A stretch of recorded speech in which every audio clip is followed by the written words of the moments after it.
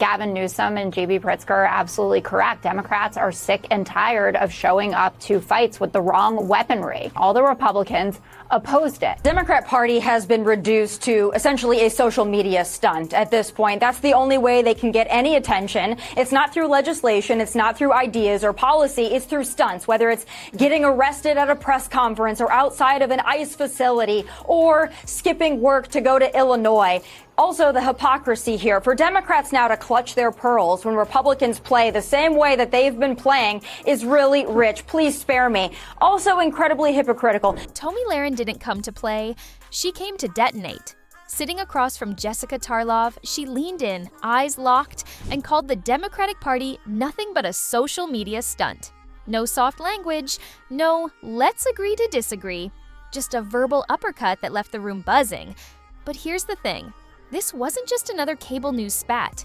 Behind that insult was a political chess game that's been going on for decades. Gerrymandering. The art of carving up voting districts into shapes so strange, they look like spilled spaghetti on a map. Both parties do it. Both parties hate when the other side does it. But in Texas, the game is getting dangerous. Maps aren't just being redrawn, they're being weaponized. And if you think this is just a local squabble, you're missing the bigger picture. What's happening in Texas right now could set the rules and the winners for the next decade of American politics. The fight isn't about fairness anymore, it's about survival.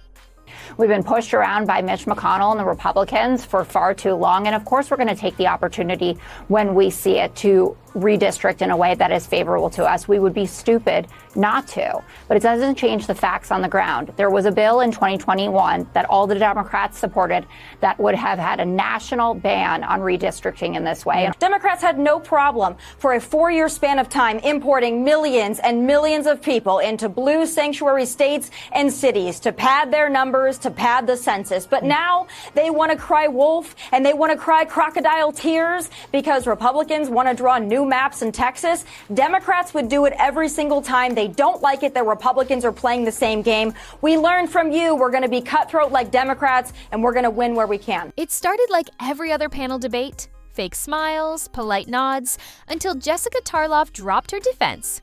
Democrats, she said, are done bringing the wrong weapons to the fight.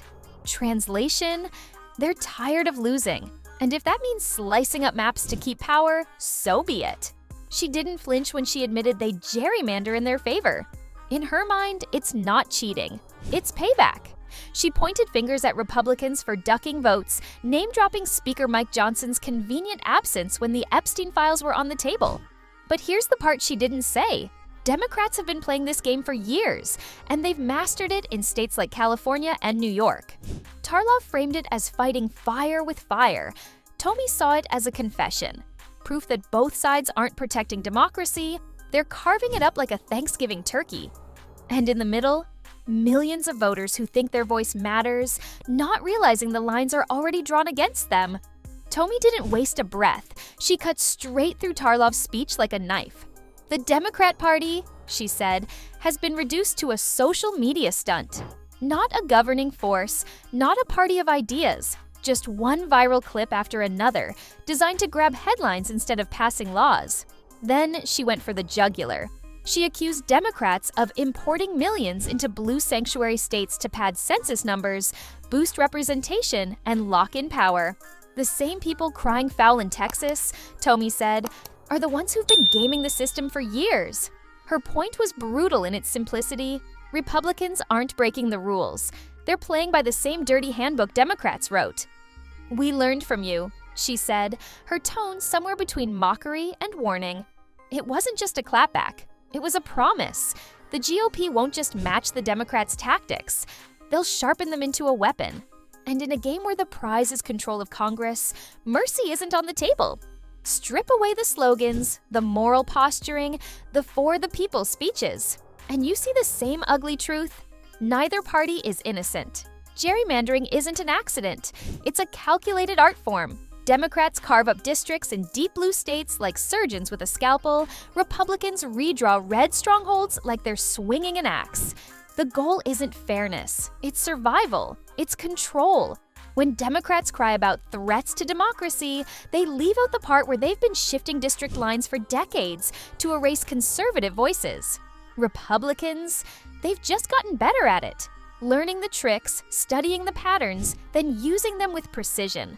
What the public sees as political dysfunction is actually the system working exactly as designed, to make elections predictable for the ones already in power.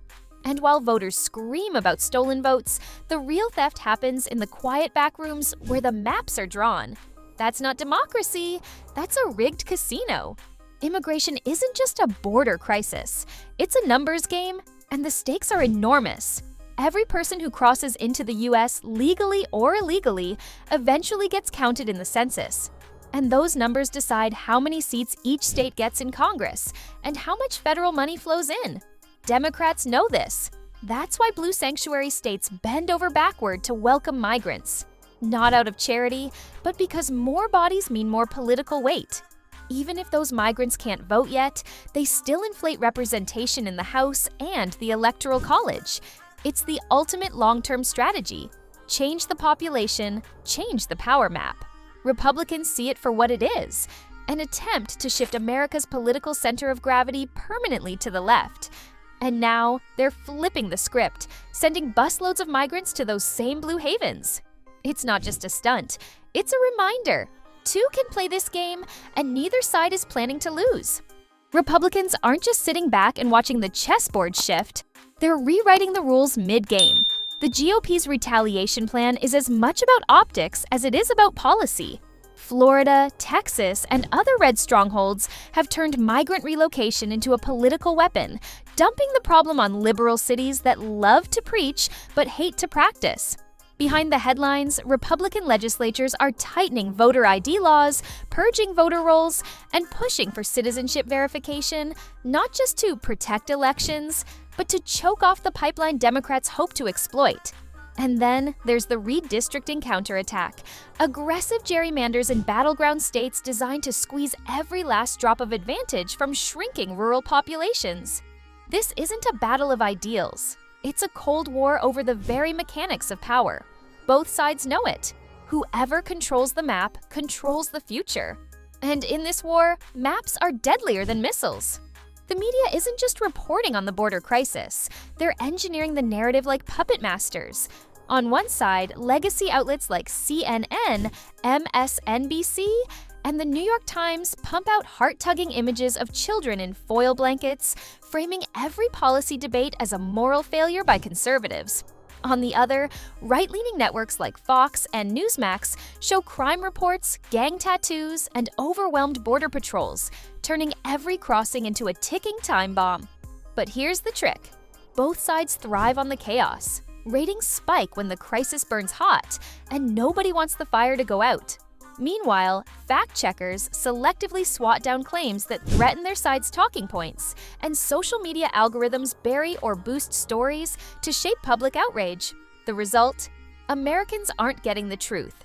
They're getting weaponized storytelling designed to keep them angry, divided, and loyal to their tribe. In this war, headlines aren't news, they're ammunition. Forget the speeches, the hashtags, the crocodile tears. The border battle isn't about compassion or cruelty. It's about control. Democrats see a long game. Shift the demographics, reshape the electorate, and cement a permanent majority. Republicans see an existential threat. Lose the border, lose the country. Every policy, every lawsuit, every televised stunt is just a move in a much deeper game. One that ends with a political map locked in place for generations. But here's the truth they'll never admit on camera. Neither side actually wants the crisis solved. A solved border means no fear to exploit, no headlines to milk, no donors to rally. The chaos is the currency, and America is the bank they're robbing. By the time voters realize they're not the players but the pieces, it might be too late. And when the board is set and the game is over, the border won't just be a line in the sand, it'll be the fault line that split the nation.